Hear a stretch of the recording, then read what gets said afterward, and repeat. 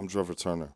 Once lost, now living on purpose. I know what it's like to feel locked out of your own potential. This show is for the ones who are ready to take their power back and write a new story, 1 hour at a time. You can do it. You can do anything, and you don't need permission. That's why I started the free hour, to give people the space to change their story, to remind them you are not your past, you are not your mistakes, you are not done, you are powerful. You can find freedom, you can find yourself, and you decide what happens next.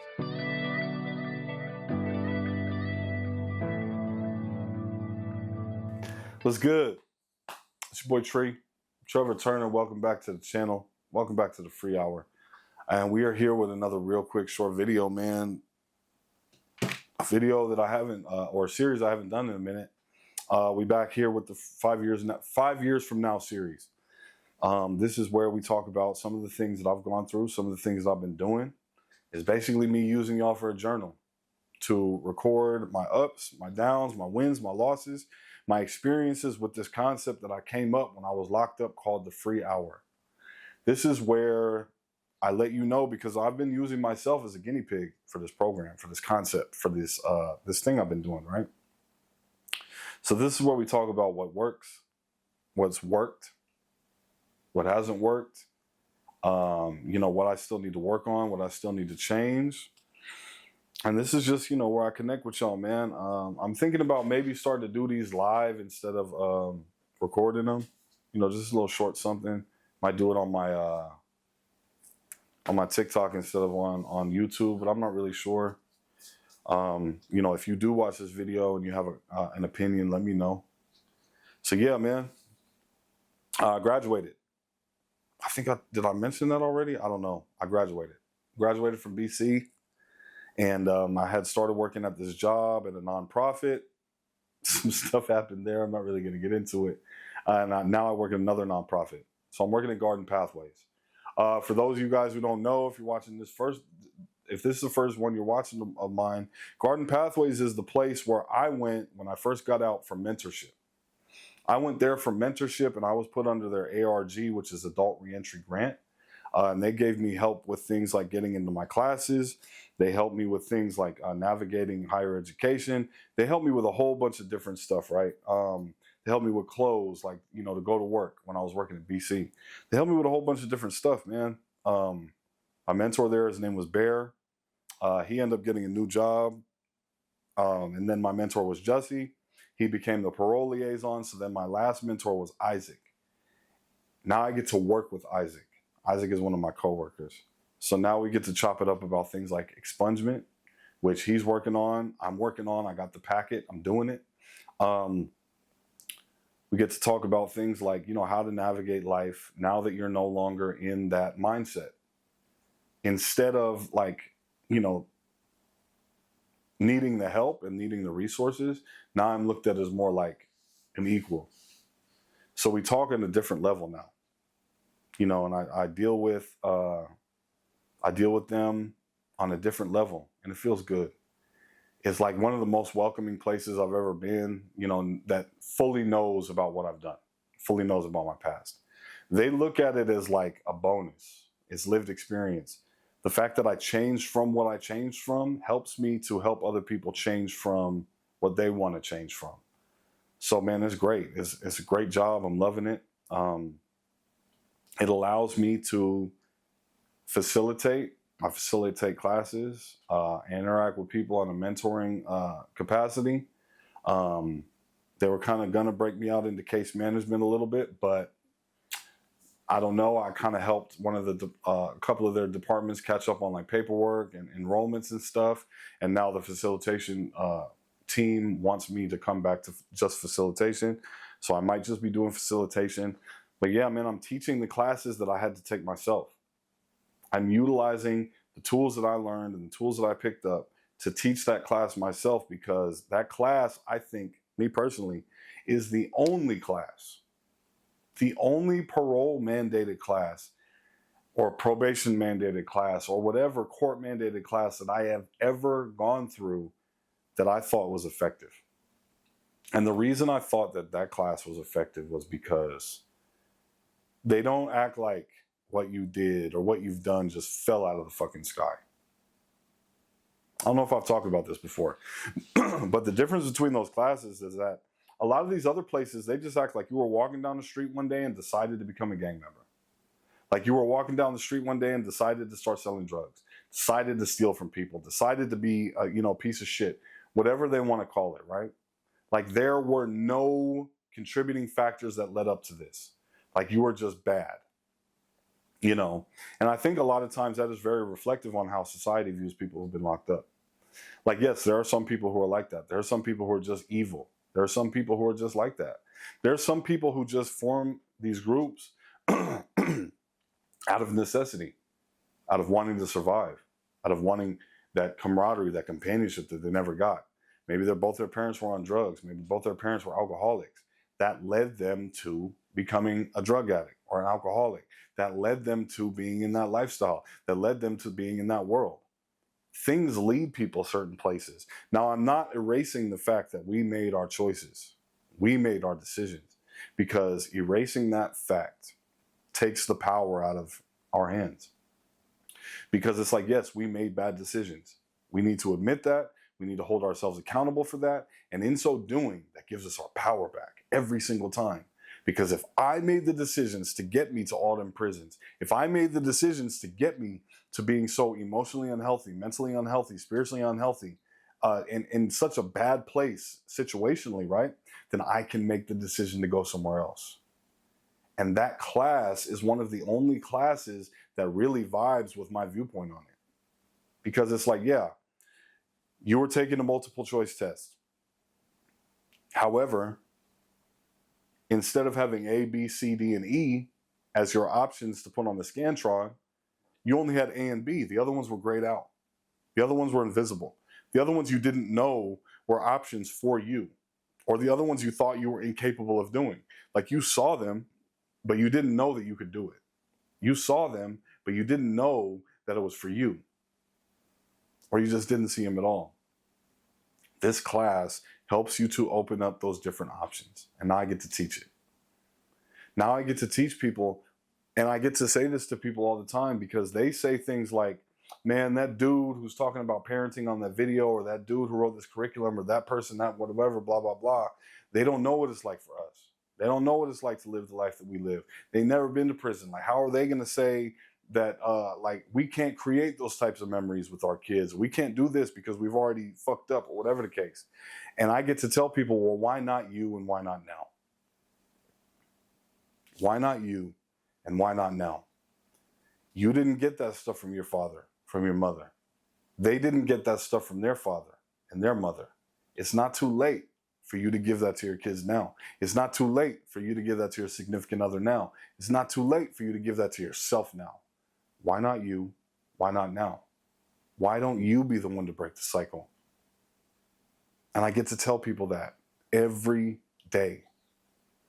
And man, it's so fulfilling, man. It's amazing. And that's where I'm at. That's where I'm at work-wise, to be honest. And I love it. I love it. It's something that is so fulfilling. I get to go do that. I've been in the gym, obviously. I mean, not obviously. I don't look like I work out like that. But I've been in the gym. And I've been at Cal State Bakersfield doing an interdisciplinary degree over there. And I am got A's in all my classes. I think I got one B, one high B. It's like on the borderline between A and B. And one of the things that I've been learning about and that I'm going to start pursuing, and I'm going to tell you guys about this right now, is the Predoc program and the CDIP program. And the reason I want to tell you all about this is because I want to put it out there so that I can have somebody to help hold me accountable. Because, and I've talked about this in the Knowing Myself video, which is going to be out earlier this week, is that I deal a lot with loneliness. Because I don't really have yet the support system that I need to have yet. That's a struggle for me. That's one of the reasons that I make these videos, is that I'm hoping that I can find a support system. I'm hoping I can find a group of people who want to join in on this journey with me. I'm hoping I can find that. Whether you join me on social media, whether you join me through the comments section, I think YouTube got DMs coming back. I think, however you want to join me. And because this pre-doc program, you need to get a faculty mentor, which I can do. I have a couple people I've approached who are willing, once they get all the information about what they need to do, they're willing to, I think they're going to be willing to do it. They give you some free money to be able to travel around and find and do research on doctorate programs. For me, I don't know if I've told y'all this before, but that was always the goal. It was always the goal to do grad school, to do my doctorate. So like, it'll help me to find the program. And then the CDIP program is, their goal is to help you get into a fully funded PhD program to where you don't have to pay for it. You get a stipend, you either help with research or you do teaching or whatever the case, right? And you don't have to pay for it. And the reason that this program is something I want to look into so much is because of what they did with that bill, that legislation. Because with the loan limits and with for the graduate degrees, right? Because if I'm not able to find something that helps me to cover these costs, I won't be able to do it. I won't be able to finish it. And it's something I feel like I got to do, man. It's something I feel like I need to continually pursue to make myself better. Now, I know this ain't for everybody. This isn't for everybody. I'm not saying this is for everybody. This is for me. This is for me. This is something I need to do to get the specialized knowledge to build what I'm trying to build on my own. Or at least find, and maybe in so doing, find other people who can help me build it too. But it's about being able to have the knowledge to do it on my own. And do it right. Do it amazing. Do it at a high level. You know, so that's where I'm trying to go. Because the CDIP program, they try to get you either into the fully funded or they give you a forgivable loan. And then if you come back and work as a faculty member for a CSU, that's how you get your loan forgiven. So that's what I'm trying to do right now. That's what I'm focusing on right now is working that out, trying to find different grad programs and finishing out strong at Cal State Bakersfield. Do I like Cal State Bakersfield as much as I like BC? No. Is it the school's fault? No. It's mine. It's my responsibility for that one. Because when I was at BC, I was working at BC. I was also super involved. I was on the government. I was working up there. I was doing all sorts of clubs and activities and everything. Now that I work a job that keeps me away from the campus, I don't have time to be doing that. I don't have time to be involved. I don't have time to, I had been approached also, the people at the newspaper over there, and I wanted to work with them and do podcasting with them and stuff. I don't have time to do it because they need to be working during school hours. I don't got time to do it. And I don't have time to be on student government. I don't have time to engage with these clubs. I went to one conference, to the Young Men of Color conference, and I had to skip work to do it. And it just felt like different, because at BC, they were more understanding of being able to take off time to go do these school-related conferences. Where I'm working at now, even though it's a great job, fulfilling job, they're not the same way when it comes to those things, unless it's a conference they want you to go to. So it's causing a little bit of conflict. I feel like I'm getting stretched into some different ways, and I'm trying to decide how I should go about doing that, or if it's good to feel like that. Keeping me on my toes. Is that good for me? Is that something that or is it too much of a drain? Is it keeping me from doing what I need to do otherwise, right? And then let's see what else. Going to see family. And then I think one of the things that I've been dealing with a lot lately is loneliness. Kind of been dating. I was dating somebody for a little bit, didn't work out. And even during the relationship, I was feeling like a lot of loneliness. One of the things that was happening is that I wasn't capable of opening up the way that I needed to open up for them to feel like I was fully invested, right? And that caused me to feel lonely. It didn't cause me to feel safe like it used to. It just caused me to feel lonely. That loneliness would have been corrected. It would have been made better by allowing that person into my life more fully. And it also caused the relationship to break up, because when you, and this is something my therapist told me, when you are in a relationship and you are incapable of being vulnerable, or you're not trying your hardest to be vulnerable, what happens is that person can feel that you're hiding something. That person can feel like you're not giving everything up. And what happens is like, if a person has been wronged before, if a person has been hurt before, they're going to assume that's what it is. That's what happened. I wasn't giving my all. I wasn't giving everything. And then also it was other stuff too. I wasn't, fully capable of expressing myself in certain ways that she needed. I wasn't, it was a lot of different things that I wasn't doing and bringing to the table. Was she perfect? No. Was there things that she wasn't bringing to the table and stuff either? Sure. But addressing those and worrying about those doesn't address what I didn't bring to the table. So you'll never hear me talk about that on a video. But I will talk about what I failed in, and that was opening myself up, allowing her in, allowing her to see that I didn't have anything to hide. And I did it because before, being closed off and having a wall instead of a healthy boundary, which is a gate, made me feel safe. And this time it didn't make me feel safe. It just exponentially compounded my loneliness. So that's something I'm working on. Something I'm working on is like not giving a fuck, man. Like, yeah, shit might hurt.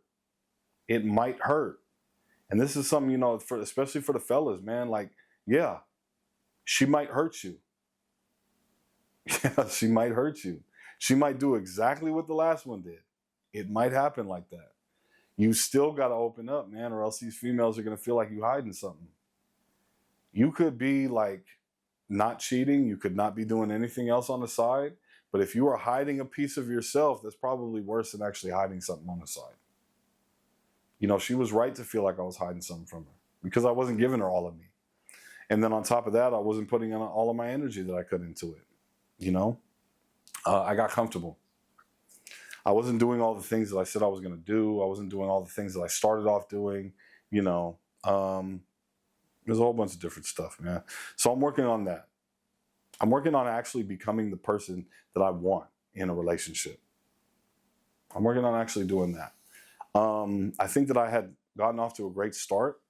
And I thought because I had got the person, and it's something that a lot of guys do. Females do this shit too, to be honest. But guys do it, I think, or females are more vocal about us doing it. I'll just say that. We don't continue to do the things that we did to get her. Like all the stuff that made her feel good, and all the stuff that made her smile, all those little texts we used to send her, and the words of affirmation, and the gifts that we used to bring her, and all these different things, man. We think that can be replaced with just time.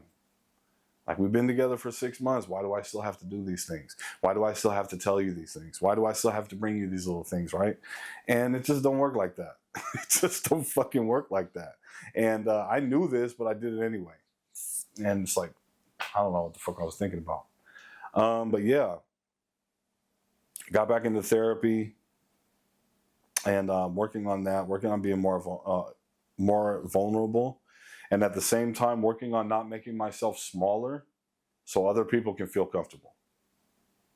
This is not something that everybody is necessarily going to relate to. But man, if you tall and you big and you got like something to say, or you got emotions, or you like, a lot of times what happens is that because if we're big and we walk into a certain place, we automatically flatten ourselves out, flatten our personality out for the comfortability and the safety of other people. And I'm not doing that shit no more. Just because you're 5-0 working at a fucking spot, if you do some shit like that kind of upsets me, I'm going to tell you about it. I'm not going to be rude. I'm not going to be an asshole, but I'm not going to be like, I'm not going to pussyfoot around and walk on eggshells and like be all timid and quiet because I don't want you to feel threatened no more. I'm not doing that. I'm not walking into spaces thinking that I don't need to let my voice carry. I have a deep voice and that shit gets loud talking regular. I'm not going to quiet that shit down no more. I'm not going to mumble. I'm not going to fucking do that no more. I refuse to do those things anymore because one of the things that happens is this. that led me to not wanting to fully get comfortable and vulnerable and open, because I didn't want anybody to feel like threatened or scared or whatever. You know, one of the things that happens is that you want to find somebody as a man. You want to find somebody who can face your anger, see your anger, experience your anger, and still love you. Instead of avoiding the explosion, instead of avoiding the conflict, instead of avoiding the fight, avoiding what's going to happen, right? It's like experience the anger, experience what's going to come out, experience when you get loud, experience when you get big, experience like when you're like, man, why would you, that hurt me? Experience when you get loud, all of those different things. And then when you back off and you say, you know what, I need to take the time out, I need to take a step away because this is going too far. And she's just not like, oh, I'm too scared of you to continue with this. And I'm not saying like just threaten her. I'm not saying threaten to punch her in the mouth. I'm not saying threaten to body slam her. I'm not saying threaten to leave her or threaten to do anything to her to get back at her or just yell at her for no reason or anything like that. But I'm saying that like you don't always have to be the one to like make yourself smaller for somebody who won't do the same thing for you. If you feel something, let them know you feel it. If you feel something, let them know you feel it. Let them know that this is what's going on.